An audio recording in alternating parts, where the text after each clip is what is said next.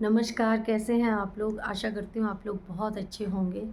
और आज क्योंकि सास भी कभी बहू थी, बहुत ही इंटरेस्टिंग है कि परी के पास वीरेंद्र जाता है और कहता है सॉरी परी, मैंने तुम्हारी सच्चाई सबके सामने ला दी, पर क्या करूँ, मुझे करना पड़ा।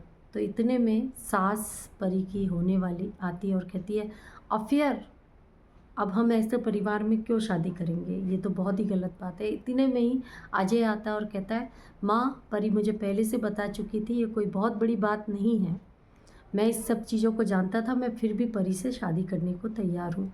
उतने में नोएना, जो मिहिर की दोस्त है, वो जाती है और इंदिरा जी से कहती है कि देखिए, ये सब जो चीज़ें हो रही हैं ये गलत है, मैं भी मानती हूँ, पर आज जब बच्चे एक दूसरे को प्यार करते हैं तो ये शादी होने दीजिए। तो इंदिरा कहती है कि मैं आपकी बहुत इज्जत करती हूँ, आपकी वजह से ही हमारी 6-6 फैक्ट्रियाँ चल रही हैं।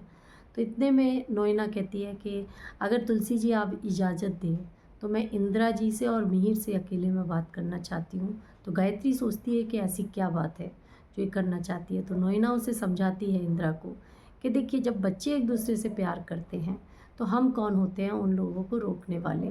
और जहाँ तक, तो इंदिरा कहती है कि अगर प्यार से बढ़कर जो इन्होंने मेरे जो दामाद हैं उनकी बेइज्जती की है, मैं ऐसे परिवार में कैसे शादी कर लूँ।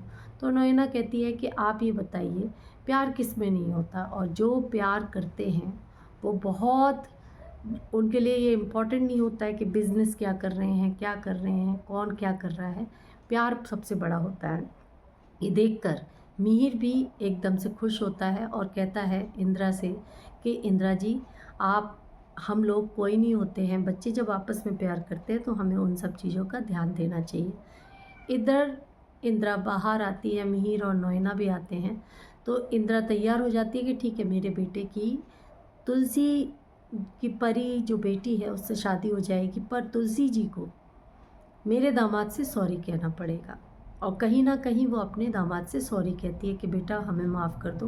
तो वीरेंद्र फिर वही नौटंकी करता है, नहीं माँ जी ऐसी कोई बात नहीं है, और वो जाकर तुलसी से माफ़ी मांगने लगता है हाथ जोड़कर कि मुझे माफ़ कर दीजिए, मैंने कोई ऐसा नहीं किया। पर इतने में इंदिरा जी कहती है नहीं, इनको माफ़ी मांगनी पड़ेगी तभी हम शादी करेंगे। तो तुलसी, मिहिर कहता है तुलसी से कि तुलसी माफ़ी मांग लो, मैं तुलसी की तरफ से माफ़ी मांगता हूँ। तो वो कहती है नहीं, सिर्फ तुलसी मांगेंगी तभी हम ये रिश्ता करेंगे। तो तुलसी हाथ जोड़कर माफ़ी मांगने लगती है और कहती है वीरेंद्र जी हमें माफ़ कर दीजिए। तो वीरेंद्र एकदम तुलसी का हाथ पकड़ के कहता है माँ जी ऐसी कोई बात नहीं है, क्योंकि कहीं ना कहीं वो नौटंकी कर रहा था। उसी तरीके से जब वो लोग चले जाते हैं तो नोएना और पिताजी से परी कहती है कि आज आपने मेरी शादी बचा ली, और आप जानते थे कि ये शादी मेरे लिए कितनी इम्पॉर्टेंट है। तो मिहिर कहता है मेरा थैंक यू मत बोलो, नोएना जी का बोलो, उन्होंने आज इस शादी को बचाया है। तो परी कहीं ना कहीं नोएना से थैंक यू बोलती है और कहती है आज आपने मेरी बहुत मदद की है, क्योंकि मैं चाहती थी कि अजय बहुत अच्छे हैं और मैं उनसे शादी करना चाहती थी। तो कहीं ना कहीं नोएना कहती है कि कोई बात नहीं बेटा, ये हमारा फ़र्ज़ था। और तुलसी से कहती है थैंक यू तुलसी, क्योंकि बच्चों से की खुशी से बढ़कर हमारे लिए कुछ भी नहीं है। और नोएना ये कहकर वहाँ से चली जाती है।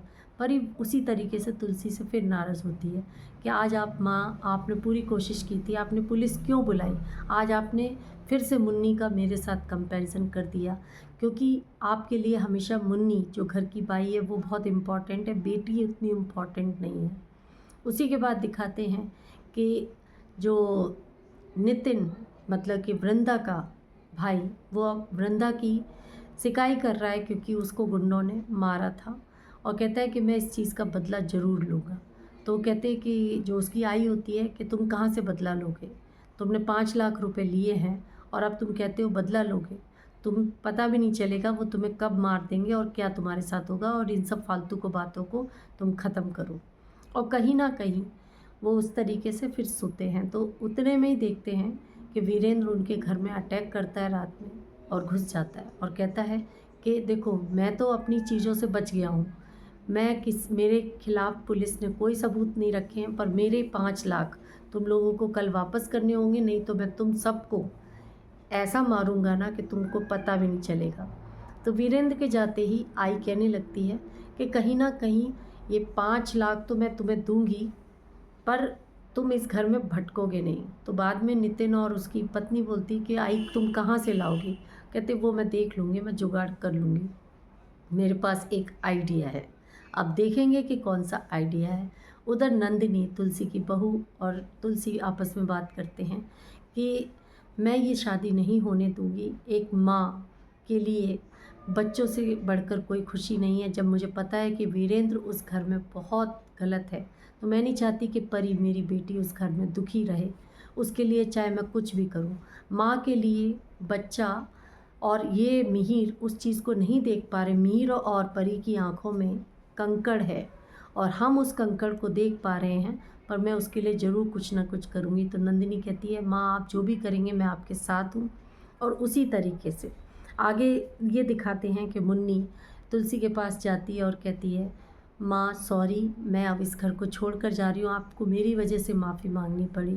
तो तुलसी कहती है कि बेटा तुम्हारी वजह से माफ़ी नहीं मांगनी पड़ी, मुझे परी की वजह से माफ़ी मांगनी पड़ी, क्योंकि उसको ऐसा लग रहा था कि मेरी वजह से ये शादी टूट रही है, इसलिए मुझे माफ़ी मांगनी पड़ी। और तुम्हें इस घर में रहोगी उसी तरीके से। आप ये बताइए अब वीरेंद्र की क्या सच्चाई सामने आएगी?